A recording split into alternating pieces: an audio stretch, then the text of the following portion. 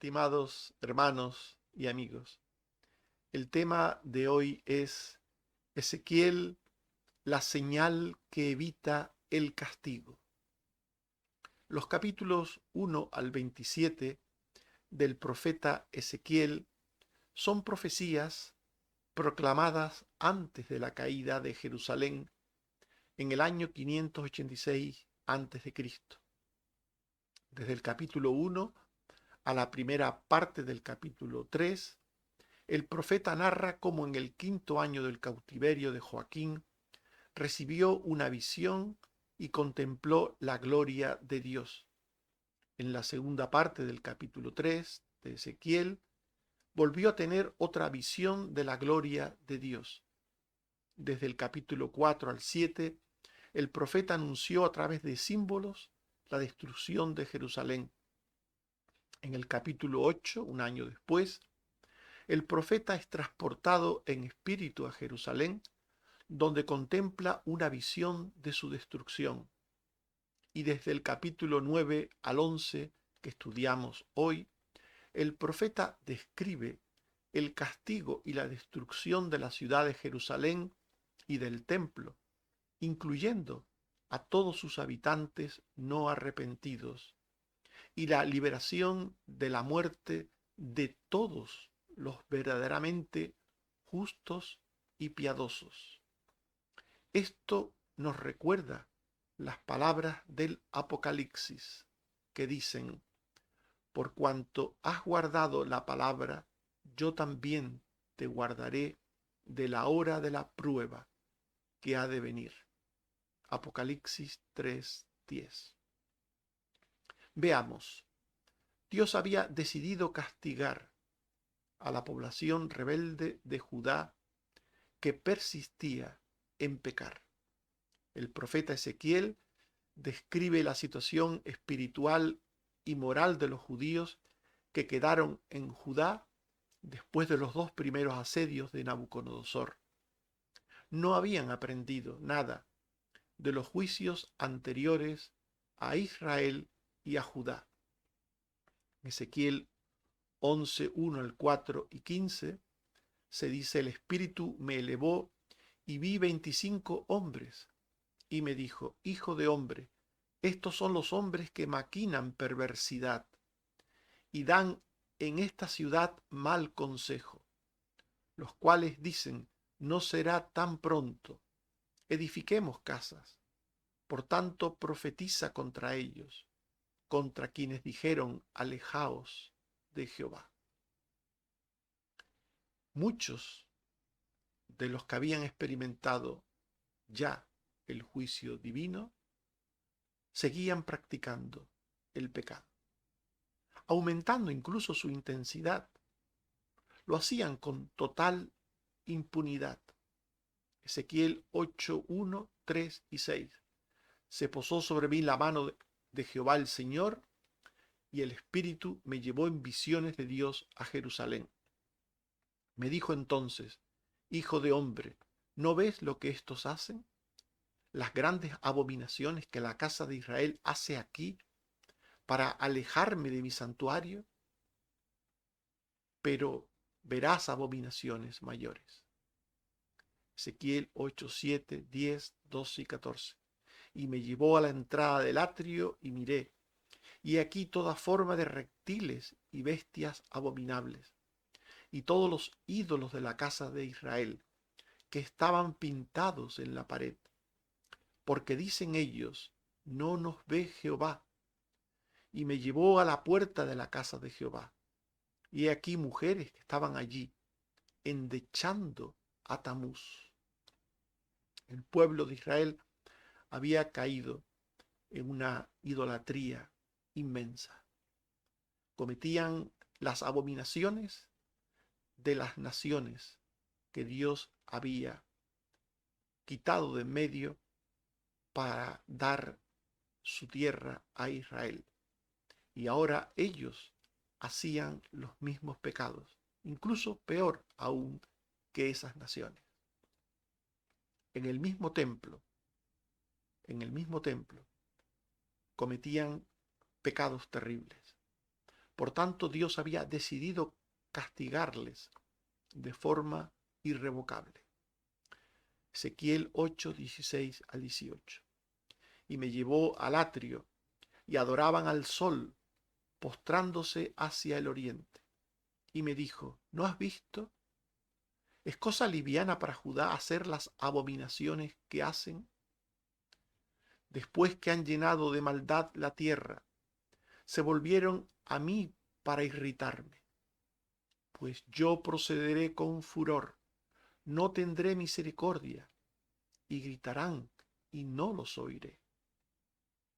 Dios daría muerte a los idólatras que cometían abominaciones en el templo de Jerusalén, dando culto a todo tipo de ídolos y de dioses falsos. Y Dios trajo sus verdugos a Judá para castigar a Judá. Dios trajo sus verdugos, sus instrumentos de castigo, en el día de su furor. Ezequiel 9:1 al 2 y 4. Los verdugos de la ciudad han llegado. He aquí que 6 varones venían del camino de la puerta de arriba, que mira hacia el norte, y cada uno traía en su mano su instrumento para destruir, a causa de todas las abominaciones que se hacen en medio de ella. Estos 6 verdugos eran ángeles, querubines, ejecutores de la ira divina. Ezequiel 10, 16 al 17. Y cuando andaban los querubines, andaban las ruedas junto con ellos. Y cuando los querubines alzaban sus alas para levantarse de la tierra, las ruedas tampoco se apartaban de ellos. Cuando se pararon ellos, se paraban ellas. Y cuando ellos se alzaban con ellos, porque el espíritu de los seres vivientes estaban en ellas. De estos 6 querubines, 5 traían la muerte como salario por el pecado. Ezequiel 9:5 al 7. Y a los otros dijo, pasad por la ciudad y matad. No perdonéis, ni tengáis misericordia. Matad a viejos, jóvenes, niños y mujeres, hasta que no quede ninguno. Y comenzaréis por mi santuario, por los ancianos que estaban en el templo. Y les dijo, contaminad con muertos, y mataron en la ciudad. Un querubín causaba la muerte a espada a través de los babilonios, y 4 provocaban la muerte a través de enfermedades contagiosas y hambre. Ezequiel 7:14 al 15. Tocarán trompeta y prepararán todas las cosas, y no habrá quien vaya a la batalla, porque mi ira está sobre toda la multitud. De fuera espada, de dentro pestilencia y hambre. El que esté en el campo morirá a espada, y el que esté en la ciudad lo consumirá el hambre y la pestilencia. En definitiva, Dios estaba castigando el pecado de su pueblo rebelde. Pero el profeta pregunta por el remanente que había sido siempre fiel a Dios. ¿Qué sería de ellos? ¿Serían castigados juntamente con los desobedientes? ¿Dios trataría por igual al inocente que al culpable? En Ezequiel 11:13 se nos dice que aconteció que mientras yo profetizaba, me postré rostro a tierra y clamé con gran voz y dije, ah, Señor Jehová, ¿destruirás del todo al remanente de Israel? Esto nos recuerda las palabras de Abraham, Génesis 18:23. Y se acercó a Abraham y dijo, ¿destruirás también al justo con el impío? Por tanto, ¿trataría Dios por igual al inocente que al culpable? Esta es la pregunta de Ezequiel, como también lo fue de Abraham. Y la respuesta es no. Los fieles recibirían una señal o marca para ser distinguidos de los malos en el día del juicio. Ezequiel 9:1 al 4. 6 varones venían, y entre ellos había un varón, el cual traía un tintero de escribano. Y Jehová le dijo: pasa por en medio de Jerusalén, y ponles una señal en la frente a los hombres que gimen y que claman a causa de todas las abominaciones que se hacen en medio de ella. Este sexto ángel, los 5 primeros eran destructores, traían juicios de muerte. Este sexto ángel se nos dice que tenía un tintero de escribano, una forma metafórica de hablar, simbólica de hablar, para decir que este ángel tenía la misión de señalar a aquellos que serían librados de la tribulación que había de venir. Los querubines verdugos del juicio de Dios no hacen daño a los fieles creyentes que están marcados por la señal que Dios haya decidido poner sobre ellos. En Ezequiel 9:5 al 6 se dice: y a los otros dijo: pasad por la ciudad y matad, no perdonéis, ni tengáis misericordia, pero a todo aquel sobre el cual hubiere señal, no os acercaréis. Esto nos recuerda las palabras de Éxodo 12:12 al 13. Yo pasaré aquella noche por la tierra de Egipto y heriré a todo primogénito, y la sangre os será por señal donde vosotros estéis, y veré la sangre, y pasaré de vosotros, y no habrá en vosotros mortandad. En Apocalipsis 7:1 al 3, de nuevo se insiste en lo mismo. Vi a 4 ángeles sobre los 4 ángulos de la tierra. Vi también a otro ángel que tenía el sello del Dios vivo, y clamó a gran voz a los 4 ángeles, a quienes se les había dado el poder de hacer daño a la tierra y al mar, diciendo: no hagáis daño hasta que hayamos sellado en sus frentes a los siervos de nuestro Dios.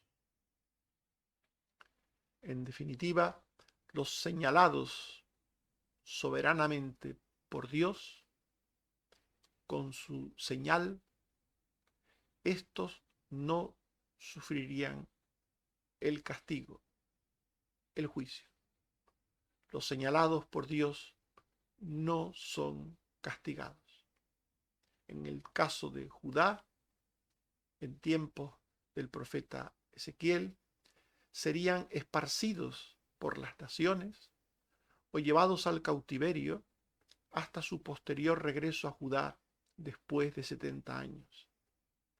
A estos escogidos para ser señalados, Dios les libró de la muerte de distintas maneras y sin dejar de cuidarles en ningún momento.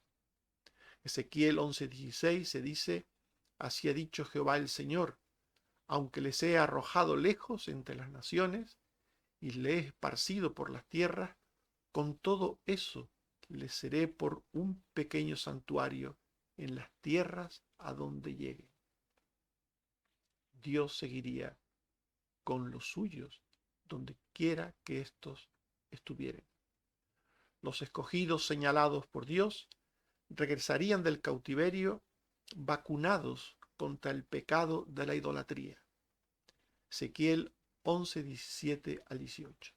Así ha dicho Jehová el Señor: yo os recogeré de los pueblos y os congregaré de las tierras en las cuales estáis esparcidos, y os daré la tierra de Israel, y volverán allá, y quitarán de ella todas sus idolatrías y todas sus abominaciones.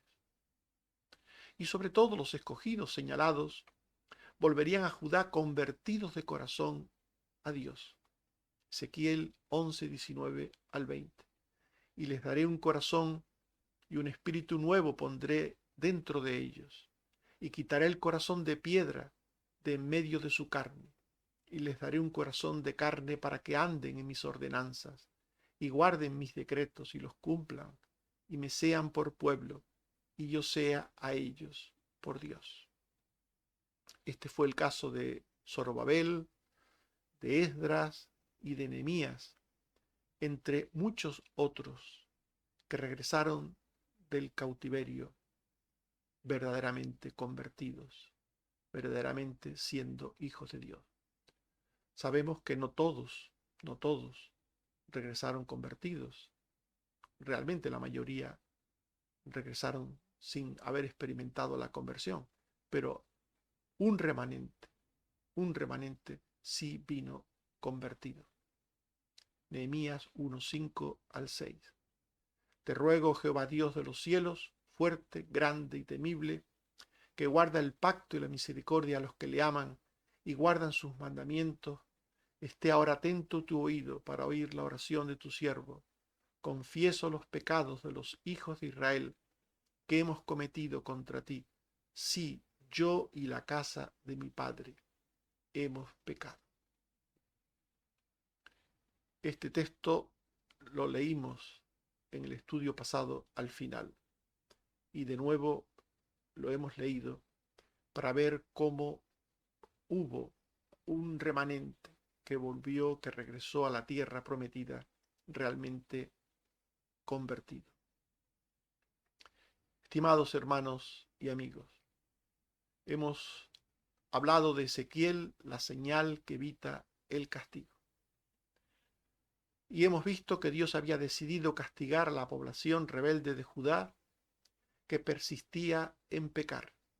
El profeta Ezequiel describe la situación espiritual y moral de los judíos que quedaron en Judá después de los dos primeros asedios de Nabucodonosor. No habían aprendido nada de los juicios anteriores a Israel y a Judá. Seguían practicando el pecado, aumentando su intensidad con total impunidad.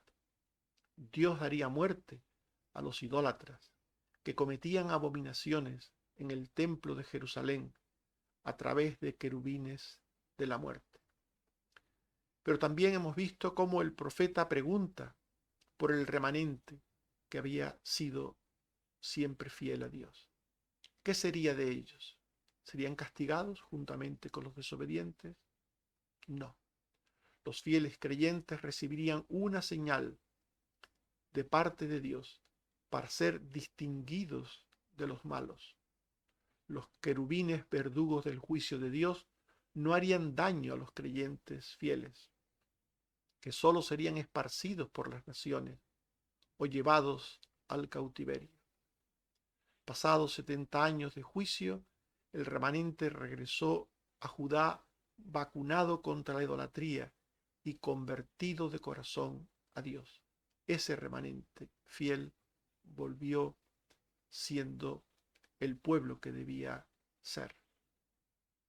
En Apocalipsis 7, 13 al 15 y 17 se dice: uno de los ancianos me dijo, estos que están vestidos de ropas blancas, ¿quiénes son? Y me dijo, estos son los que han salido de la gran tribulación y han lavado sus ropas y han emblanquecido en la sangre del Cordero, pero por esto están delante del trono de Dios y le sirven día y noche en su templo, porque el Cordero los pastoreará y los guiará a fuentes de agua de vida, y Dios enjugará toda lágrima de los ojos de ellos. Que Dios nos ayude a entender su palabra siempre. Amén. Oremos. Señor, te damos gracias por tu palabra. Como nos muestras que tú eres un Dios que castiga el pecado, que en ningún modo darás por inocente al culpable. pero también, Señor, que tú distingues al bueno del malo, al justo del injusto, al que cree del que no cree. Y en esa distinción tú libras a los tuyos, a tus hijos fieles, del fin de los malos. Ayúdanos, Señor, a entenderlo. Para eso vino Jesucristo, tu Hijo, al mundo. Para que todos aquellos, Señor, que creyésemos en Él, tuviésemos perdón de pecados y vida eterna. Ayúdanos, Señor, a creer siempre en Jesucristo, tu Hijo, que nos libra de la ira venidera, que nos libra de la condenación eterna, que nos da la salvación. Gracias, Señor, por tu palabra. Te suplico, Señor, que sigas bendiciendo a los enfermos. En esta ocasión te pido por Mecha. Te suplico que tengas misericordia de ella, Señor, y también de su familia. Ayuda a los médicos a ser sabios para aplicar el tratamiento adecuado, el que necesita. También por Víctor, el amigo de Otto. Señor, ten misericordia de él y ten misericordia de su familia. Y por todos los que venimos orando y pidiendo siempre, Señor. Por todos aquellos que han salido de operaciones o están superando accidentes o están recibiendo tratamientos o pendientes de pruebas o pendientes de operaciones. Señor, sé con todo tu pueblo. Líbranos del mal y del maligno. Y ayúdanos, Señor, a hacer tu voluntad siempre. Por Jesucristo tu Hijo. Amén. Que el Señor nos bendiga. Amén.